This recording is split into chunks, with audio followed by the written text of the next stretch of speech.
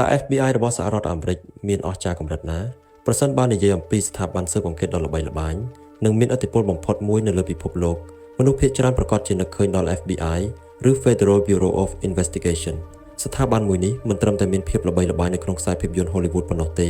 ប៉ុន្តែនៅក្នុងជីវិតពិត FBI ក៏ត្រូវបានទទួលស្គាល់ថាជាអង្គភាពស៊ើបអង្កេតនិងការពារសន្តិសុខផ្ទៃក្នុងដ៏មានសមត្ថភាពខ្ពស់បំផុតមួយរបស់ពិភពលោកផងដែរអ្វីដែលធ្វើឲ្យ FBI ខុសប្លែកពីស្ថាប័នដទៃគឺពួកគេដើរតួនាទីពីរក្នុងពេលតែមួយគឺជាអង្គភាពអនុវត្តច្បាប់សហព័ន្ធនិងមួយទៀតគឺជាស្ថាប័នស៊ើបការសម្ងាត់ផ្ទៃក្នុងនេះមានន័យថា FBI មានសិទ្ធិស៊ើបអង្កេតបទល្មើសសហព័ន្ធជាង200ប្រភេទរាប់ចាប់ពីអំពើភេរវកម្មការស៊ើបការបរទេសឧក្រិដ្ឋកម្មតាមប្រព័ន្ធអ៊ីនធឺណិតរហូតដល់អំពើពុករលួយនិងឧក្រិដ្ឋកម្មដែលមានការរៀបចំជាប្រព័ន្ធមិនតែប៉ុណ្ណោះ FBI ក៏មានបណ្ដាញសហការនៅជុំវិញពិភពលោកផងដែរពួកគេមានការិយាល័យតំណាងនៅតាមស្ថានទូតអាមេរិកក្នុងប្រទេសជាច្រើនដើម្បីសហការជាមួយអាជ្ញាធរមូលដ្ឋានក្នុងការស៊ើបអង្កេតនិងបង្ក្រាបឧក្រិដ្ឋកម្មឆ្លងដែនចំណុចដ៏អស្ចារ្យមួយទៀតគឺបច្ចេកវិទ្យាទំនើបរបស់ FBI មន្ទីរពិសោធន៍កសលវិច័យរបស់ពួកគេត្រូវបានគេចាត់ទុកថាជាមជ្ឈមណ្ឌលវិទ្យាសាស្ត្រដ៏ទំនើបបំផុតមួយនៅលើពិភពលោកនៅទីនោះអ្នកជំនាញអាចវិភាគ DNA ស្នាមម្រាមដៃភស្តុតាង Digital និងវត្ថុតាងជាច្រើនប្រភេទដើម្បីស្វែងរកជនសង្ស័យបានយ៉ាងឆាប់រហ័សនិងមានប្រសិទ្ធភាពសម្រាប់បទល្មើសតាមអ៊ីនធឺណិត FBI ក៏មានក្រុមអ្នកជំនាញ Cyber Security ដែលអាចស្ដាប់ទិន្នន័យដែលត្រូវបានលុបតាមដានក្រុម Hacker និងស៊ើបអង្កេតការវាយប្រហារលើប្រព័ន្ធកុំព្យូទ័រដែលមានភាពស្មុគស្មាញខ្ពស់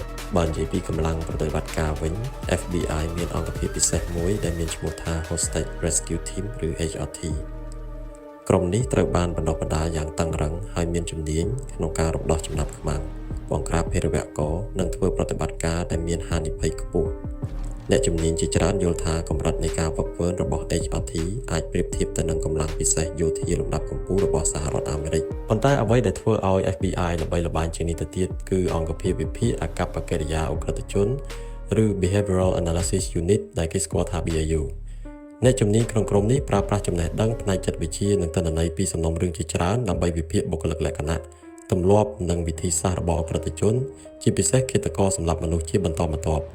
ការវិភាគរបស់ពួកគេបានជួយដល់ការចាប់ខ្លួនឧក្រិដ្ឋជនជាច្រើននិងទប់ស្កាត់បទល្មើសមុនពេលវាកើតឡើងម្ដងទៀតជាការពិតការក្លាយជាភ្នាក់ងារ FBI មិនមែនជារឿងងាយស្រួលឡើយបេក្ខជនត្រូវឆ្លងកាត់ការត្រួតពិនិត្យប្រវត្តិយ៉ាងហ្មត់ចត់ការធ្វើតេស្តកាយសម្បទាការវិតម្លៃផ្លូវចិត្តនិងការបណ្ដុះបណ្ដាលយ៉ាងតឹងរ៉ឹងនៅសាលា FBI Academy លើសពីនេះភ្នាក់ងារជាច្រើនក៏មានចំណេះដឹងខ្ពស់លើផ្នែកច្បាប់វិទ្យាសាស្ត្រកុំព្យូទ័រគណនេយ្យនិងភាសាបរទេសផងដែរដូច្នេះហើយទើប FBI ត្រូវបានគេចាត់ទុកថាជាស្ថាប័នស៊ើបអង្កេតដ៏មានឥទ្ធិពលបំផុតមួយនៅលើពិភពលោកភាពខ្លាំងរបស់ពួកគេមិនមែនអាស្រ័យលើអាវុធឬកម្លាំងប្រយុទ្ធតែមួយមុខនោះទេប៉ុន្តែជាការរួមបញ្ចូលគ្នារវាងច្បាប់បច្ចេកវិទ្យាទំនើបវិទ្យាសាស្ត្រកសលវិច័យការវិភាគព័ត៌មាននិងធនធានមនុស្សដែលមានសមត្ថភាពខ្ពស់ទាំងអស់នេះបានធ្វើឲ្យ FBI ក្លាយជាស្ថាប័នដ៏គួរឲ្យកោតសរសើរនិងជាគំរូមួយក្នុងការប្រយុទ្ធប្រឆាំងនឹងឧក្រិដ្ឋកម្មស្មុគស្មាញនៅលើពិភពលោក